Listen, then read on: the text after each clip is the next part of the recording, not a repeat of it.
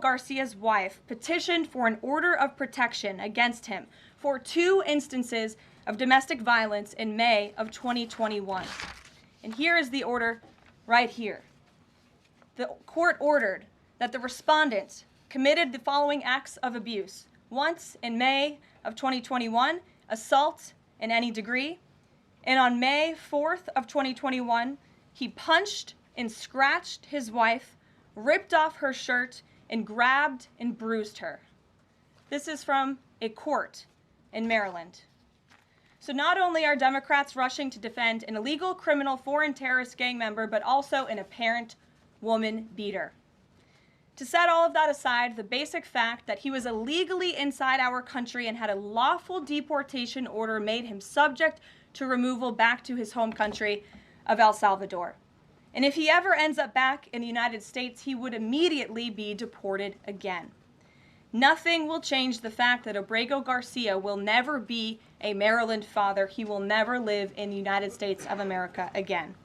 And the United States Supreme Court ruled unanimously that the President of the United States and the Secretary of State could not be compelled to forcibly retrieve this citizen of El Salvador who is currently locked up in a maximum security prison in his home country due to his MS-13 membership. To remind the media and the Democrat Party, MS-13 are among the most vicious and dangerous individuals in this world. They pose a direct threat to the United States, El Salvador, and any other country who maintains basic law and order. MS-13 rapes innocent girls and women, runs sex trafficking operations, murders for sport, and terrorizes law-abiding people. That's why El Salvador President Bukele made it clear this week that he will not be releasing this MS-13 gang member from his prison. But that is not enough. All of that is not enough to stop the Democrat Party from their lies. The number one issue they are focused on right now is bringing back this illegal alien terrorist to America. But where are the Democrats applauding the fact that southern border crossings just hit a historic low? Where are the Democrats supporting our brave men and women of law enforcement who are putting their lives on the line every single day to arrest the violent illegal alien invaders that the previous administration allowed into our country? And where are the Democrats when innocent Americans are victimized by illegal criminals that Joe Biden let in? It's appalling and sad that Senator Van Hollen and the Democrats applauding his trip to El Salvador today are incapable of having any shred of common sense or empathy for their own constituents and our citizens. Nobody knows this more than the woman standing to my right, Patty Morin, whose beautiful daughter Rachel was brutally maimed and murdered at the hands of an illegal alien in August of 2023.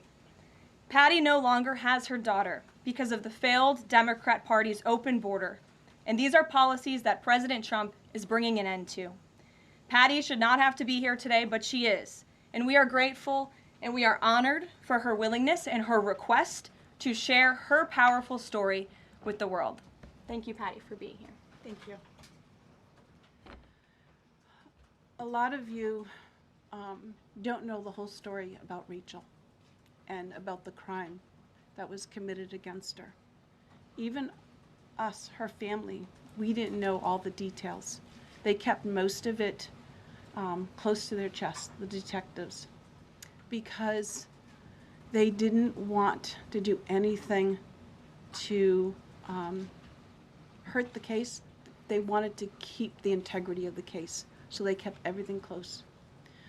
I sat for the last 2 weeks in her trial, and we saw layer upon layer upon layer of evidence against the accused, an illegal immigrant from El Salvador.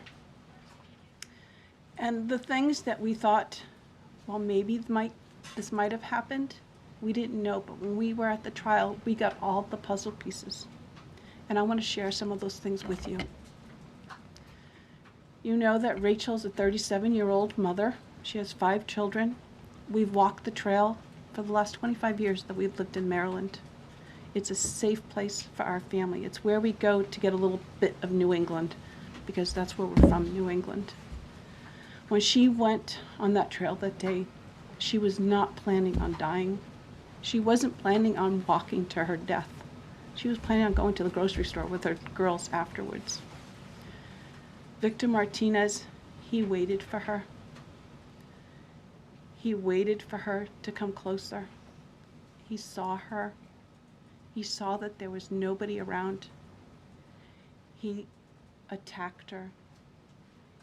He dragged her 150 feet, blood gushing from her head.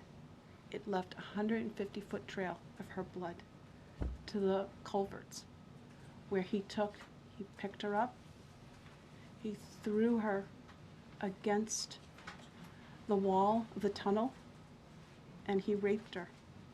But before he did that, he stopped on that trail, and rocks, still stained with her blood, he used them to hammer her head against those rocks. They say at least 20 times they could count the cuts in her head. They said that when they did the autopsy, and I've seen the pictures, there's a 6-inch square in the back of her head where the skull is shattered the way that you would crush an eggshell in pieces. 3/4 of her brain hemorrhaged. Her right and left side of her face bashed in. Her beautiful face bashed in. Her head bashed in. Broken bones, fractures. He takes and he drags her some more. He drags her through the thorn bushes. She has all the scrapes and cuts on her body. There wasn't 1 inch of her body that didn't have some kind of injury, whether it's bruising, broken bones, contusions, the scratches. She had a fractured rib, fractured nose, fractured skull. And then he takes her into the tunnel and he picks her up. He throws her against the wall. Blood is gushing from her head. Her hair is soaked in blood. And they showed us pictures of her body against the wall, outlined. The blood outlined her body. And you could see where the blood ran down around her as he was raping her. And then he threw her down and raped her some more. And then he strangled her because he didn't want her to be able to live to tell the story. They said that when they did the autopsy on her neck, that one of the things they do is they open up the neck and they look to see how far the injury is. And they went all the way down as far as an injury is possible, hemorrhaging in the muscles because of how strong and violent the grip was around her. These are the kind of people that have no compulsion. Like, to them, this is nothing. And when he was sitting in the courtroom, he actually looked like he thought he was going to be set free. There was no remorse on his face at all. This person took my daughter so violently and so gruesomely and so graphically that they sealed the pictures, because I don't want my granddaughters to see these pictures. These are the kind of criminals President Trump wants to remove from our country. These are the kind of criminals that we need to remove from our country. We are American citizens. Why should we allow people like this, violent criminals that have no conscience at all, to murder our mothers, our sisters, our daughters?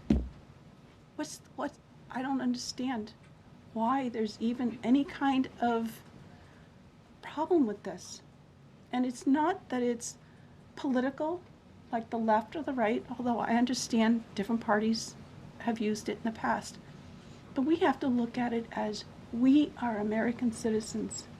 We need to protect our families, our borders, our children. I don't care about politics. Well, I do, but I want to preserve life. And that's the only reason why I have taken and spoken about Rachel all this time. If you're a mother here in the room, can you imagine standing there alive? You're alive, and someone comes and puts their hands into your chest and rips out your heart. That's what it feels like. It feels like a part of you is being ripped out of you. You can't even describe the pain. Just like you can't describe to your husband what it feels like to carry a baby in your womb, or to feel those first kicks, or to know just intuitively if it's a boy or a girl. It's only a thing that a mother knows. Why are we not protecting the American citizens? It's just common sense. Why are we not protecting our children?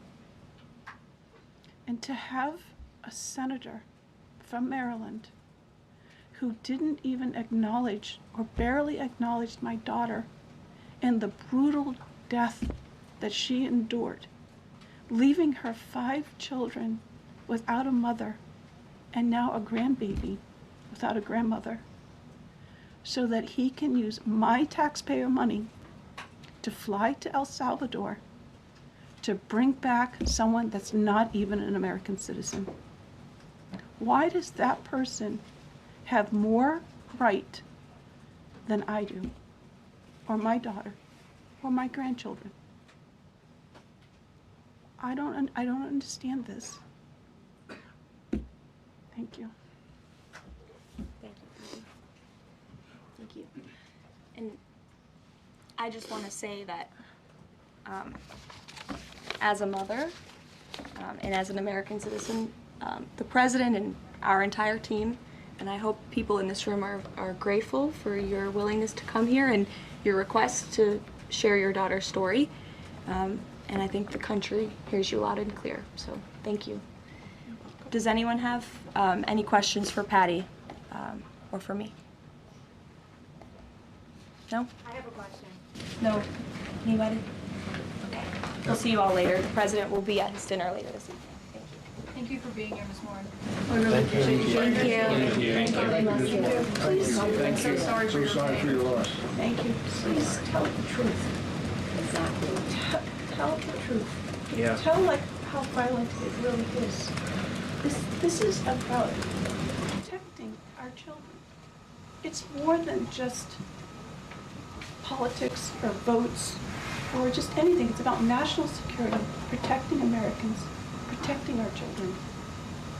Thank you. And thank you for listening. Thank you for being here. Oh, I'm ready to cry.